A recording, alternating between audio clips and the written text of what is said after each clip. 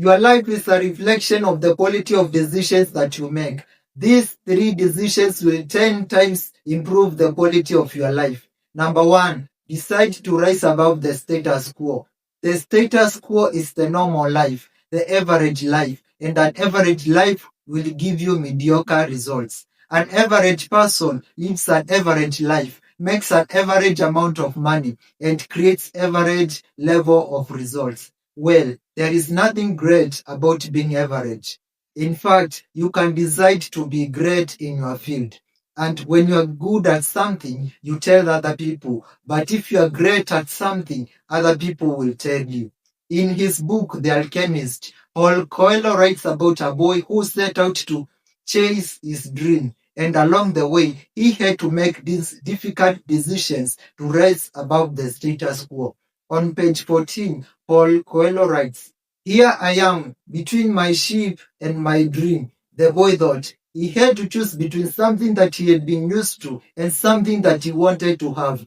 There was also the merchant's daughter, but she was not as important to him as his flock because she did not depend on him. Maybe she did not even remember him. He was sure that it made no difference to her when he appeared, for to her each day was the same. And when every day becomes the same as the next, it's because people fail to recognize the good things that happen in their lives every day when the sun rises. In that moment, in that instance, the boy had to make a difficult decision to rise above the status quo.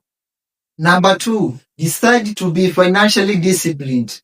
Financially disciplined people understand the difference between assets and liabilities. In simple terms, assets put money into your pocket, while liabilities take money from your pocket. Financially disciplined people understand the power of compounding, or rather compound interest. Well, the good book says, those who have much, more will be added to them, while for those who have little, even the little that they have will be taken and given to those who have more. Well, this is a principle in wealth creation, and you have to understand that in wealth creation, mindset is not enough, motivation is not enough, willpower is not enough, but disciplined. Disciplined is key, and one way to enforce discipline is by creating a system.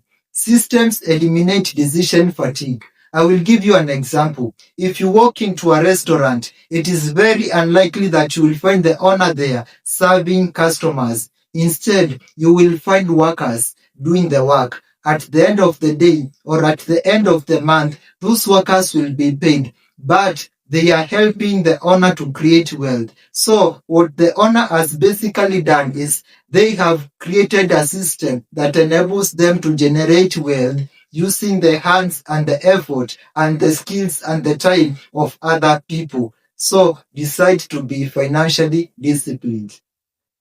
Number three, you need to commit to lifelong learning. The world is currently being run by skills, and there are constant disruptions across every field brought about by technology. Therefore, you need to master a skill that has value in the marketplace. For example, you need to learn about emerging skills and sectors such as artificial intelligence, white labeling, how different businesses make money, and how to create value using the available opportunities. Well, there is a shift in how the world has always perceived business. For example, the classical business theories taught that the four factors of production are land, labor, capital, and entrepreneurship. But constantly, these four factors are undergoing disruption. For example, land is no longer a necessity in production. Therefore, land as a factor of production is dying because I do not need to own a large parcel of land in order to produce something. I can always outsource what I need. Number two, labor. Labor is dying because people are being replaced by robots and freelancers. Number three, capital. Capital is shifting. Whereas in the olden days, we needed financial capital in order to engage in business. Currently, we need even social capital. So eventually, social capital is replacing financial capital. Well, on the other side, entrepreneurship. The demand for entrepreneurs is rising. Entrepreneurs are people who notice the available opportunities in the environment. They gather the necessary resources and take calculated risks in order to take advantage of those opportunities.